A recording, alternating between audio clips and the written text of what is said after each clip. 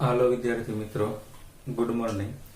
છેલ્લે આપણે ધોરણ 10 ની અંદર ચેપ્ટર નંબર 7 યાં ભૂમિતિ વિશે ચર્ચા કરી હતી. એમાં સ્વાધ્યાય 1.1 ની અંદર આપણે દાખલા નંબર 1 થી લઈ 7 સુધીના છે કરવાના છે.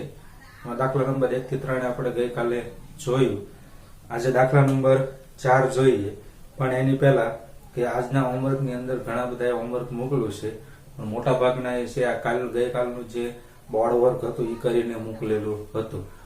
એ વખતે આપણે બોર્ડ વર્ક કીધેલું નહોતું, બરાબર. ઉદાહરણ 3 કીધું હતું અને એક દાખલો મેં તમને જાતે બનાવીને આપેલો હતો. એનું અંતર એ સમરેખ બિંદુ છે કે નહીં એવું તમારે દર્શાવવાનું હતું અને ઉદાહરણ 3 તમારે ગણવાનું હતું. પણ મોટા ભાગના વિદ્યાર્થીઓએ બોર્ડ વર્ક કરેલું હતું. એ તમારે દરેકે નોંધ લેવાની છે. જેને બોર્ડ વર્ક કર્યું છે એ લોકોએ ફરીથી હોમવર્ક કરવાનું છે, અને જેનું હોમવર્ક નથી આવ્યું એ લોકોએ આજે બંને લેક્ચરનું છે એ મોકલી દેવાનું છે. હવે આગળ જોઈએ 7.1 માં દાખલા નંબર 4. એની રકમ અહીંયા લખું છું કે ચકાસો કે બિંદુ, દાખલા નંબર 4, ચકાસો કે બિંદુ 5, -2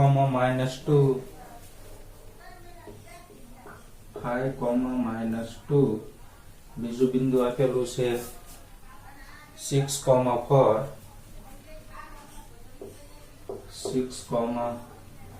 4 અને 7, -2 અને 7, -2 એ સમદ્વિબાજુ ત્રિકોણના શિરોબિંદુઓ છે. એ સમદ્વિબાજુ ત્રિકોણના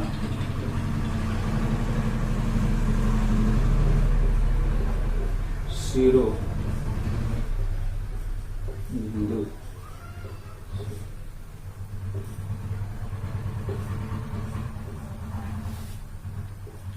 ચકાસો કે બિંદુ 5, -2, 6, 4 અને 7, -2 એ સમદ્વિબાજુ ત્રિકોણના શિરોબિંદુઓ છે. સમદ્વિબાજુ ત્રિકોણ એટલે શું? તો કે એની કોઈ પણ બે બાજુ સરખી અને ત્રીજી બાજુ કેવી? તો કે અલગ. એટલે કે AB બરાબર BC not equal to AC, એટલે કે AB અને BC સરખી અને AC છે એ કેવી મળશે? તો કે અલગ મળશે. એટલે કે આખા ત્રિકોણની 3 બાજુમાંથી કોઈ પણ બે બાજુ સરખી મળશે અને એક બાજુ કેવી મળશે? ફરીથી ચકાસો કે બિંદુ 5, -2, 6, 4 અને 7, -2 એ સમદ્વિબાજુ ત્રિકોણના શિરોબિંદુઓ છે. એટલે કે આપણે AB, BC અને AC નું અંતર મેળવીશું અંતર સૂત્ર ઉપરથી, તો તમને કોઈ પણ બે બાજુ છે એ સરખી મળશે. એટલે આપણને ખબર પડશે કે આપેલું ત્રિકોણ સમદ્વિબાજુ છે કે બીજા કયા પ્રકારનો છે. તો સૌપ્રથમ આપણે શું કરીશું? તો કે બિંદુને ધારી લઈશું. A બરાબર 5, -2, B બરાબર તો કે 6, 4, C બરાબર 7, -2. હવે અલગ અલગ અંતર મેળવીએ. તો પેલા AB મેળવીશું. તો AB નો સ્ક્વેર બરાબર x2 - x1. તો AB જોવાનું, પછી C ને જોવાનો નથી. તો x2 બરાબર 6 -x1 એટલે કે 5 એનો સ્ક્વેર વત્તા, પેલા અહીંયા સૂત્ર લખો એટલે તમને વધારે ખ્યાલ આવશે, x2 - x1 નો સ્ક્વેર વત્તા y2 - y1 નો સ્ક્વેર. તો AB બરાબર x2 એટલે 6 -x1 એટલે 5 નો સ્ક્વેર વત્તા y2 એટલે 4 -y1 એટલે -2 એટલે આ માઈનસ અને આ માઈનસ કેવા થઈ જશે? તો કે પ્લસ. તો AB નો સ્ક્વેર બરાબર 6 માંથી 1 જાય તો 5 અને 5 નો પાછો સોરી 6 માંથી 5 જાય તો 1 અને 1 નો વર્ગ એટલે કે 1 વત્તા 4 વત્તા 2 એટલે 6 અને 6 નો વર્ગ એટલે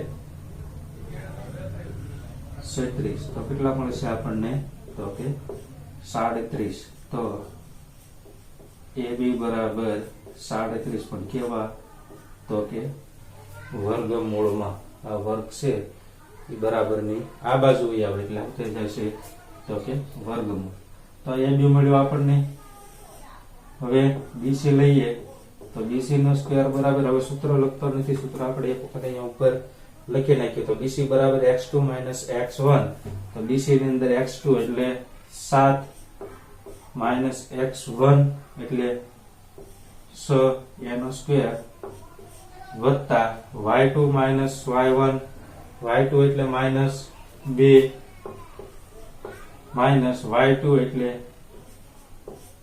4 ખાસ અહીંયા નામ મૂકી દેવાનું અને x1 અને x2 અને આને x3 એવું કરવાનું નથી બરોબર એવું કરો તો તમારે સૂત્ર એ પ્રમાણે મૂકવું પડે પણ તમારે એક BC મેળવવું છે તો B અને C બિંદુ ધ્યાનમાં લેવાના એમાં નવા નામ આપી દેવાના x1 અને x2 y1 અને y2 અહીંયા BC નો સ્ક્વેર બરાબર 7 માંથી 1 જાય સોરી 7 માંથી 6 જાય તો 1 એનો વર્ગ કરો તો 1 વત્તા -2 અને -4 એટલે -6 નો વર્ગ કરો તો 36 એટલે કેટલા મળ્યા આપણને તો કે 37 એટલે BC બરાબર વર્ગમૂળમાં 37 હવે કયું બાકી રહ્યું તો કે AC તો AC નો સ્ક્વેર બરાબર એટલે કે A અને C બરાબર તો AC ના સ્ક્વેર ની અંદર x2 માઇનસ x1 એટલે કે 7 માઇનસ 5 એનો સ્ક્વેર વત્તા y2 માઇનસ y1 તો y2 માઇનસ 2 માઇનસ અને આ માઇનસ બંને કેવા થઈ ગયા તો કે પ્લસ એનો સ્ક્વેર તો AC નો સ્ક્વેર બરાબર 7 માંથી 5 જાય તો 2 નો સ્ક્વેર વત્તા +2 અને -2 બંને ઉડી જાય તો 0 નો સ્ક્વેર તો AC નો સ્ક્વેર બરાબર 2 નો વર્ગ 4 0 નો વર્ગ 0 વત્તા 4 એનું ઉતરે છે એટલે 4 તો AC બરાબર વર્ગમૂળમાં વર્ગ છે આ બાજુ આવે એટલે વર્ગમૂળમાં 4 તો 4 નું વર્ગમૂળ કેટલું મળે તો કે 2 તો જો અહીંયા આપણને AB બરાબર √37 BC બરાબર √37 એટલે કે બે બાજુ સરખી મળે અને એક બાજુ કેવી મળે તો કે અલગ મળે તેથી આ કેવો થયો તો કે બે બાજુ સરખી છે એટલે સમદ્વિ બાજુ ત્રિકોણ કહેવાય તો અહીં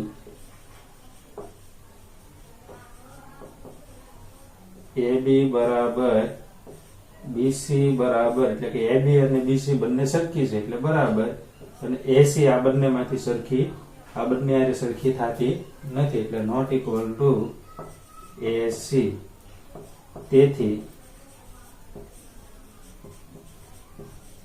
આપેલ ત્રિકોણ સમ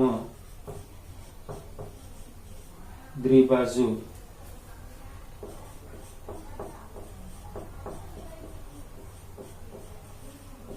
ત્રિકોણ છે AB બરાબર BC બરાબર નોટ ઇક્વલ ટુ AC તેથી આપેલ ત્રિકોણ એ સમદ્વિબાજુ ત્રિકોણ છે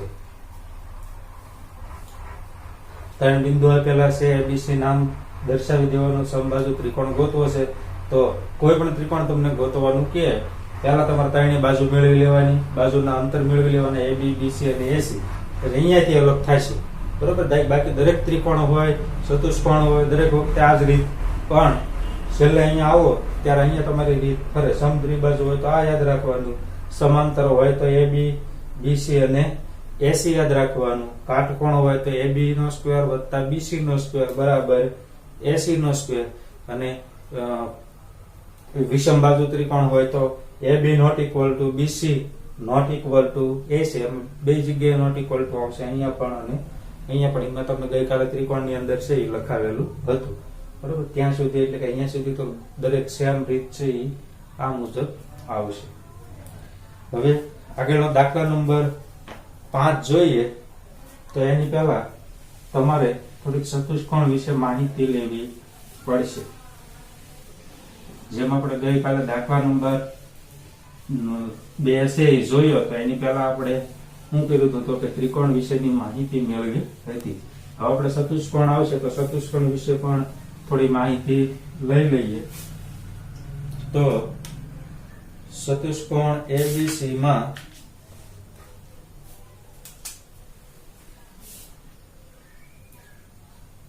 ચતુષ્કોણ ABCD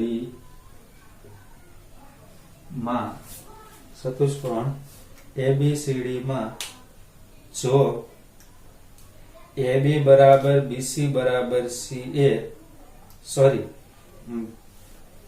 BC બરાબર AD હોય અને AB બરાબર CD હોય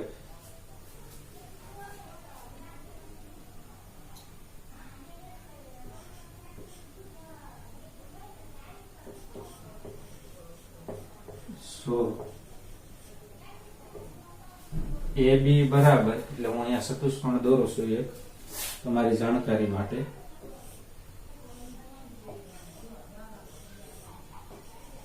AB C અને D. જો AB બરાબર CD એટલે કે AB બરાબર CD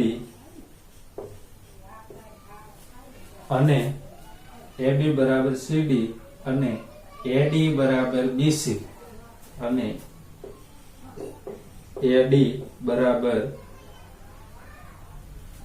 BC AD બરાબર BC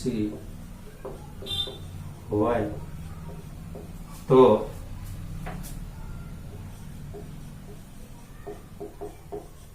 સમાંતર બાજુ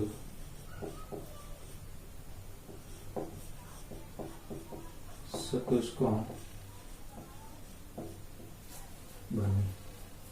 ખાસ યાદ રાખજો લંબચોરસ નથી, બરોબર. લંબચોરસમાં આ બાજુ અને આ બાજુ કેવી હોય તો કે સરખી હોય, સામસામેની બાજુ સરખી હોય એટલે લંબચોરસ હોય. પણ લંબચોરસની અંદર વિકર્ણના માપ પણ કેવા હોય તો કે સરખા હોય. લંબચોરસની અંદર વિકર્ણના માપ પણ કેવા હોય સરખા હોય. એની અંદર વિકર્ણના માપ સરખા હોય એવું જરૂરી નથી, બરોબર. સમાંતર બાજુ ચતુષ્કોણ છે, સમાંતર બાજુ ચતુષ્કોણ એટલે કે લંબચોરસને સમાંતર બાજુ ચતુષ્કોણ કહેવાય.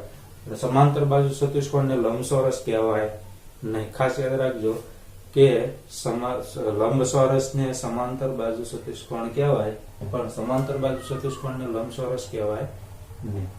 હવે જો સામસામેની બાજુ સરખી એટલે કે AB અને CD, AD અને BC સરખી હોય તો સમાંતર બાજુ ચતુષ્કોણ કહેવાય. ત્યારબાદ કે જો AB બરાબર BC AB બરાબર BC બરાબર CD બરાબર BA હોય તો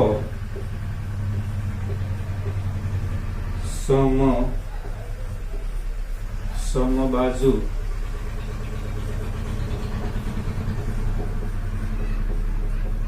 ચતુષ્કોણ બને. એટલે કે બધી બાજુઓ સરખી AB BC CD અને DA તો કેવો બને તો કે સમબાજુ ચતુષ્કોણ બને. ખાસ યાદ રાખજો ચોરસ બનતો નથી. આને ચોરસની અંદર પણ વિકર્ણ કેવા થવા જોઈએ સરખા. એટલે જ્યારે ચોરસ અને લંબચોરસ આવશે ત્યાં તમારે વિકર્ણના પણ લંબાઈ શોધવી પડશે. વિકર્ણ એટલે AC અને BD એની લંબાઈ પણ તમારે શોધવી પડશે. સમાંતર બાજુમાં તો કે સામસામેની બાજુ કેવી સરખી પણ ત્યાં વિકર્ણ સરખા હોતા નથી એટલા માટે આને સમાંતર કીધું. ત્યારબાદ દરેક બાજુ સરખી એટલે કે AB BC CD અને DA હોય તો સમબાજુ ચતુષ્કોણ નહીં કે ચોરસ કયો તો કે સમબાજુ ચતુષ્કોણ જો આમાં વિકર્ણ ઉમેરવામાં આવે કે AB BC બરાબર CD બરાબર DA અને AC બરાબર BD તો એ ચતુષ્કોણ કેવો બને તો કે ચોરસ બને. કેવો બનશે તો કે ચોરસ બને. અને આની અંદર પણ AC અને BD ઉમેરવામાં આવે તો કેવો બનશે તો કે લંબચોરસ બનશે. તેની ચર્ચા આપણે કરીએ તો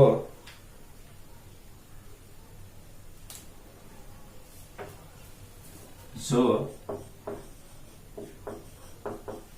AB બરાબર CD અને આની ગુણોત્તર AD બરાબર BC તથા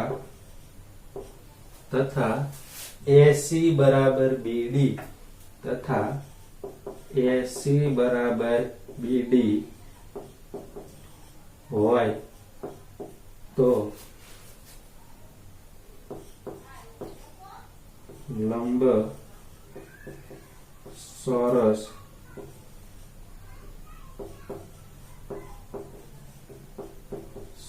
ચતુષ્કોણ બને.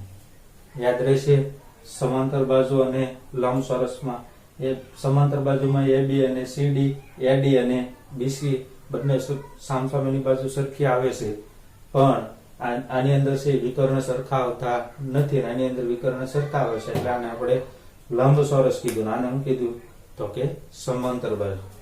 જે ગુણધર્મ છે જોઈ લઈએ કે જો AB બરાબર BC બરાબર CD બરાબર DA તથા AC બરાબર BC આમાં પણ વિકર્ણ AC બરાબર BC હોય તો ચોરસ ચતુષ્કોણ બને. આ ગુણધર્મ ઉપરથી MCQ અથવા તો 1 માર્કના અથવા તો ખાલી જગ્યા પૂછાતી હોય છે. ખાસ યાદ રાખવાના ત્રિકોણના ગુણધર્મ અને આવડા ચતુષ્કોણના ગુણધર્મ બરોબર. અને આપણે અંતર સૂત્રમાં થોડીક નોંધ લખાવી હતી વિતરણની વસ્તુ એટલે કે પ્રસ્તાવના આપણને કીધું છે આ ચેપ્ટરની અંદરથી. એટલે પ્રસ્તાવનાથી એકાદો પ્રશ્ન MCQ હોય શકે અથવા તો ખાલી જગ્યા હોય શકે. એટલે ત્રિકોણના અને ચતુષ્કોણના ગુણધર્મ ખાસ દરેકે કરવાના છે. 1 માર્ક તમારે લેવો હોય તો બરોબર. ગુણધર્મ અઘરા નથી ખ્યાલ હશે એટલે આ ગુણધર્મ ઉપરથી તમને પૂછાઈ શકે કે ભાઈ AB BC અને CD એવા માપ તમને આપેલા હોય તમારે સીધું આની હારે સૂત્ર હારે હરખડવાનું હોય છે બરોબર. એમ કીધું હોય કે ચતુષ્કોણમાં AB અને DC બરાબર એટલું માપ છે, AD બરાબર એટલા અને BC બરાબર એટલા, તો નીચેનામાંથી કયો ચતુષ્કોણ બને એવી રીતના MCQ આપણે ટેસ્ટ હશે ત્યારે પણ પૂછશું. આની અનુરૂપ કેવો પ્રશ્ન છે એ પૂછાઈ શકે. તો આ ગુણધર્મ દરેકે ખાસ કરવાના છે. હવે આના ઉપરથી દાખલો નંબર 4 જોઈએ.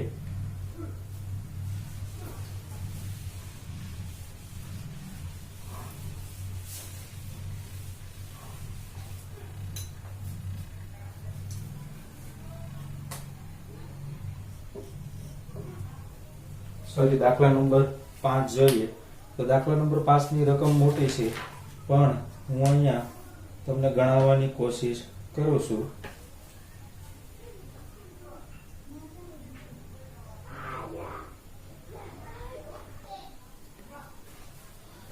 દાખલા નંબર 5 નો આલેખ અહીંયા દોરવાની કોશિશ કરી પણ આલેખ છે એ લગભગ અડધા ગોળમાં થાય છે. પણ હું તમને આલેખ છે સમજાવું છું. તમે ચોપડીની અંદર ખાલી આલેખમાં નજર રાખજો કે તમારે A, B, C અને D ના બિંદુ કઈ રીતે લેવાના છે. તો હું અહીંયા રકમ વાંચું છું કે એક વર્ગખંડમાં 4 મિત્રો આપેલ આકૃતિમાં દર્શાવેલ બિંદુ, એક વર્ગખંડ છે એમાં 4 મિત્રો છે એ આપેલ આકૃતિમાં દર્શાવેલ બિંદુ મુજબ બેઠા છે. કઈ રીતે બેઠા છે તો કે A, પછી અહીંયા B, અહીંયા C અને અહીંયા D. વર્ગખંડની અંદર આવી રીતે 4 મિત્રો છે એ બેઠેલા છે. એની પછી આગળ વાત કરવામાં આવી છે તો તો સેપા અને સમેલી સંપા અને સમેલી વર્ગમાં આવી અને થોડી મિનિટોમાં અવલોકન બાદ, એટલે કે સંપા અને સમેલી બંને મિત્રો વર્ગખંડને આવે છે. વર્ગખંડની અંદર 4 લોકો આવી રીતે બેઠા છે, A, B, C અને D. સંપા અને સમેલી થોડી વાર પછી અંદર જાય છે, પછી 10 મિનિટ બેસી વર્ગખંડનું અવલોકન કરે છે. તો સંપાએ સમેલીને કીધું, શું કીધું સમેલીને, કે શું તું એવું માને છે કે આ A, B, C અને D એ ચોરસ છે? સંપાએ કોને કીધું? તો કે સમેલીને, કે સમેલી તો એવું માને છો કે A, B, C અને D એ ચોરસ છે? તો સમેલીએ જવાબ આપ્યો કે ના, સમેલી શું છે? તો કે અસહમત છે. એટલે સમેલી એવું માને છે કે આ A, B, C સમેલી શું માને છે? એ ચોરસ નથી એવું માને છે. અને સંપા શું માને છે? તો કે ચોરસ છે. ખાસ યાદ રાખજો કે વર્ગખંડની અંદર 4 વ્યક્તિ A, B, C અને D આવી રીતે બેઠા છે. સંપા અને સમેલી વર્ગખંડમાં જાય છે, 10 મિનિટ નિરીક્ષણ કરે છે. નિરીક્ષણ કર્યા પછી સંપા સમેલીને પૂછે છે કે તું એવું માને છો કે આવડા 4 જણા છે એ ચોરસમાં બેઠા છે? તો સમેલી અસહમત છે, એટલે કે ચોરસમાં બેઠા નથી. એટલે સમેલીનું કહેવું એવું છે કે ચોરસમાં બેઠા નથી, અને સંપાનું કેવું એવું છે કે ચોરસમાં બેઠા છે.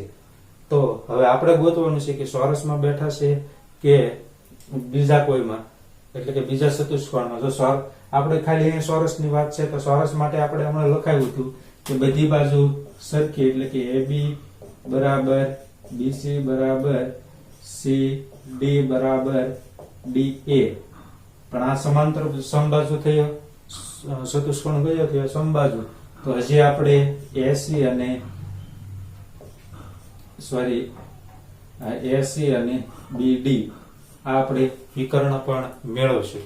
બરાબર, આ 5 વસ્તુ મેળવવાની થાય છે તમારે. AB, BC, CD અને DA આંતરસૂત્ર મુજબ આપણે અત્યારે ત્રિકોણમાં 3 મેળવતા હતા ને, તો અહીંયા કેટલી મેળવવાની? 5. AB, BC, CD અને DA. પછી AC અને BD. પછી આ ચારે બાજુ સરખી આવે અને પછી બંને વિકર્ણ સરખા આવે. પછી તમારા વાક્ય લખવાનું કે અહીં AB, BC, CD અને DA તથા AC અને BD. બરાબર, તેથી આપેલ આ જે 4 વ્યક્તિ છે, અથવા તો સંપા છે એ સાચી છે, અથવા તો સમેલી છે એ સાચી છે. બરાબર, આ બંને તમારી વસ્તુ લખવાની. આપણે દાખલો ગણવાની કોશિશ કરીએ. તો હવે જો તમે આલેખની અંદર હવે તમારે એ બિંદુ મેળવવું છે તો તમારે આવી રીતે આલેખ આપેલો છે. બરોબર, હવે એ આલેખમાં તમારે આ એ બિંદુ છે, ત્યાં નીચે તમારે આવડી આ જે હેઠળની લીટી છે ત્યાં x અક્ષ ઉપર જોવાનું કે x અક્ષ ઉપર એ કયા બિંદુએ છે. તો તમે ત્યાંથી એ બિંદુએથી નીચે આવશો x અક્ષ ઉપર તો ત્યાં તમને 3 અંક મળશે. કેટલા અંક મળશે?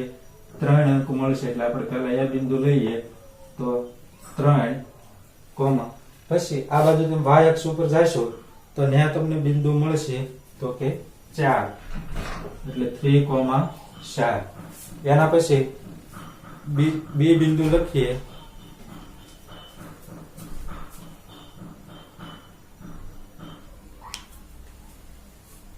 એના પછી બી બિંદુ ને આમ લખીએ તો બી બિંદુ થી x અક્ષ ઉપર આવો તો કઈ જગ્યાએ? તો કે બી બિંદુ થી x અક્ષ ઉપર આવો તો 6 નંબર, એટલે કે 6, બી બિંદુ થી y અક્ષ ઉપર જાઓ તો તમને મળશે 7, તો 7. પછી સી બિંદુ મેળવીએ તો સી બિંદુ થી x અક્ષ ઉપર આવો તો તમને મળશે 9, અને સી બિંદુ થી y અક્ષ ઉપર આવો તો તમને મળશે 4. એના પછી ડી બિંદુ લઈએ તો ડી બિંદુ થી x અક્ષ ઉપર આવો તો કેટલા મળે છે? તો કે 6, બી બિંદુથી વાય અક્ષ ઉપર જાવ તો કેટલા મળે છે? તો કે 1. આવી રીતે તમારે પેલા બિંદુ મેળવવાના, સરખા ધ્યાનથી મેળવવાના છે. પેલા x અક્ષનો લખવાનો છે, પછી y અક્ષનો છે એ લખવાનો છે. હવે આપણે જે પ્રમાણે ચોરસ ગોતવાનો છે એ પ્રમાણે મેળવવાની શરૂઆત કરીએ. તો પહેલા આપણે AB મેળવીશું કે AB બરાબર પહેલી વખતે સૂત્ર લખીશું કે AB નો સ્ક્વેર બરાબર x2 માઈનસ x1 નો સ્ક્વેર વત્તા y2 માઈનસ y1 નો સ્ક્વેર. તો AB નો સ્ક્વેર બરાબર, પેલા AB ધ્યાનમાં લેવાના, બીજા એક બિંદુ C અને D ધ્યાનમાં લેવાના નથી. તો AB ની અંદર x2 એટલે કે 6 માઈનસ x1 એટલે 4 એનો સ્ક્વેર વત્તા y2 એટલે કે 7 માઈનસ 4 એનો સ્ક્વેર. તો AB નો સ્ક્વેર બરાબર 6 માંથી 3 જાય તો 3 અને પાછો 3 નો વર્ગ કરો તો કેટલો થશે? તો કે 9 વત્તા 7 માંથી 4 જાય તો 3 અને પાછો 3 નો વર્ગ કરો તો કેટલો મળશે? તો કે 9. એટલે AB બરાબર 9 વત્તા 9 એટલે કેટલા થશે? તો કે 18. હવે ખાલી AB લખવો હોય તો વર્ગમૂળની અંદર 18. તો વર્ગમૂળમાં 18 ને કઈ રીતે લખાય? તો કે 9 ગુણ્યા 2 એટલે 9 દુ 18 થાય. 9 નું વર્ગમૂળ એટલે કે બહાર કાઢો 9 ને તો વર્ગમૂળ દૂર થાય તો 3√2. AB બરાબર શું મળ્યું? 3√2. એના પછી BC મેળવીએ તો BC નો સ્ક્વેર બરાબર, BC મેળવવા માટે બિંદુ હું અહીંયા લખી નાખું એટલે તો વધારે ખ્યાલ આવે છે કે B બરાબર 6,7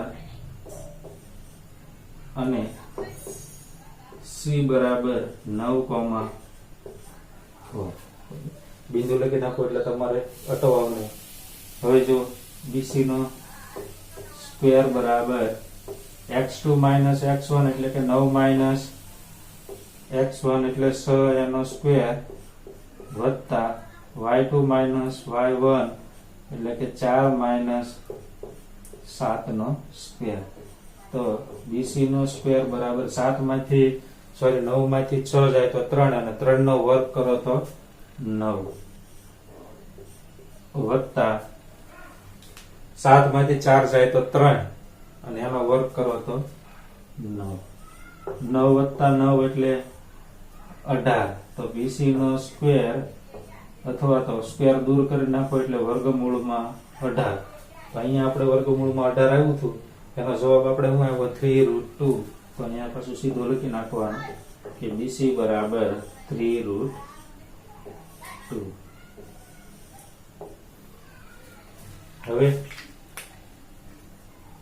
AB મળી ગઈ, BC મળી ગઈ. એના પછી શું મેળવવાનું? તો કે AB મળી ગઈ, BC મળી ગઈ. હવે CD. તો CD મેળવીએ તો અહીંયા બિંદુ અહીંયા C અને D ના છેદ તે CD નો સ્ક્વેર બરાબર x2 એટલે કે 6 માઈનસ x1 એટલે 9 એનો સ્ક્વેર વત્તા y2 એટલે 1 માઈનસ y1 એટલે 4 એનો સ્ક્વેર. તો CD નો સ્ક્વેર બરાબર 9 માંથી 6 જાય તો -3. -3 નો વર્ગ કરો એટલે 9. કોઈ પણ સંખ્યા માઇનસ માં હોય એનો વર્ગ કરો એટલે પ્લસ થશે. 4 માંથી 1 જાય તો 3, પણ કેવા માઇનસ, પણ એનો વર્ગ છે એટલા માટે પ્લસ. કેટલા મળ્યા? તો કે 18. તો CD બરાબર વર્ગમૂળમાં 18. તો CD બરાબર સીધું લખી નાખું કે 3√2.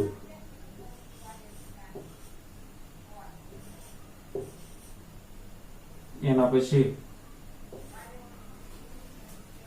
કયું વધ્યું? તો કે DA. ન ખબર પડે તો ચતુષ્કોણ દોરી નાખવાનો.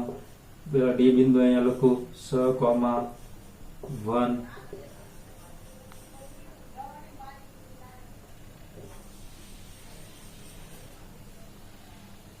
ડી એ એટલે આપણી પાસે કયું છે તો કે 3,4.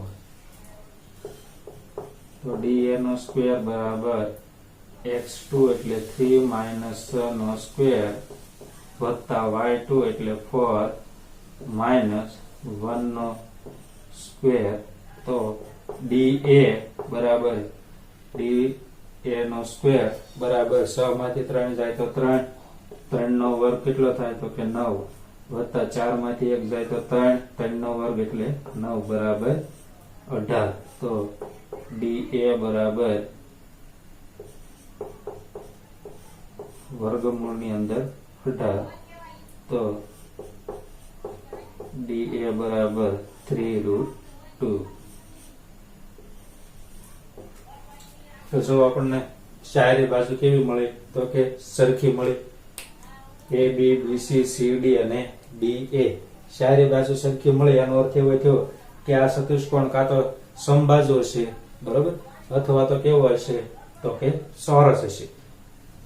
આ વસ્તુ કેમાં સમબાજુ અને ચોરસમાં બંનેમાં આવે છે. હવે વિકર્ણ જોઈ લઈએ કે સમપા એમ કે છે ચોરસ છે, સમેલી એમ કે છે કે ચોરસ નથી.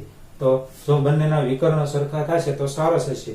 તો કોણ હાંસી પડશે તો કે તો સમપા હાંસી પડશે. નકર કોણ હાંસવું પડશે તો કે સમેલી હાંસી પડશે. હવે મારા ખ્યાલ મુજબ આની જરૂર નથી, આ હું પૂછી નાખું છું.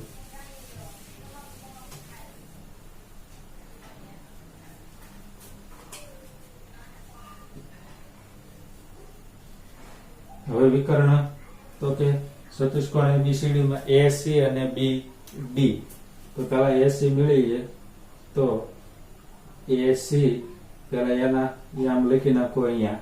તો કે એના યામ છે 3,4 અને સી ના યામ છે 9,4. 9,4. એસી બરાબર x2 માઇનસ x1 એટલે કે 9 માઇનસ 3 નો સ્ક્વેર વત્તા y2 માઇનસ y1 એટલે 4 માઇનસ 4 નો સ્ક્વેર. એસી નો સ્ક્વેર 9 માંથી 3 જાય તો કેટલા વધે તો કે 6 નો વર્ગ કરો તો 36 વત્તા 4 માંથી 4 જાય તો 0 નો વર્ગ કરો તો 0 બરોબર. એટલે 0 લખવાની જરૂર નથી. 36 હવે વર્ગ છે દૂર કરો તો આ બાજુ વર્ગમૂળ માં 36. તો 80 બરાબર 36 નું વર્ગમૂળ કાઢો તો કેટલું મળશે તો કે 6 એટલે કે 36. તો 80 આપણને કેટલા મળ્યા તો કે 6. ત્યારબાદ બીજો વિકર્ણ તો કે બી અને ડી. તો અહીંયા બી ના યામ લખું છું કે 6,7 અને ડી ના યામ છે આપણી પાસે 6,1. તો બી ડી નો સ્ક્વેર બરાબર x2 માઇનસ x1 એટલે કે 6 માઇનસ 6 નો સ્ક્વેર વત્તા 1 માઇનસ 7 એટલે કે 1 માઇનસ 7 નો સ્ક્વેર. તો બીડી નો સ્ક્વેર બરાબર 6 માંથી 6 જાય તો 0 અને 0 નો વર્ગ કરો તો 0 વત્તા 7 માંથી 1 જાય તો 6 નો વર્ગ કરો તો 36. તો બીડી બરાબર વર્ગમૂળની અંદર 36. તો બીડી બરાબર 36 નું વર્ગમૂળ કાઢો તો કેટલું મળશે તો 100. તો આપણને વિકર્ણ પણ કેવા મળ્યા તો કે સરખા મળ્યા. તો આપણે છેલ્લે લખવાનું કે આમ એ બી બરાબર બીસી બરાબર સીડી બરાબર ડી એ તથા એસી બરાબર બીડી હોવાથી આપેલ ચતુષ્કોણ એ ચોરસ છે માટે સંપા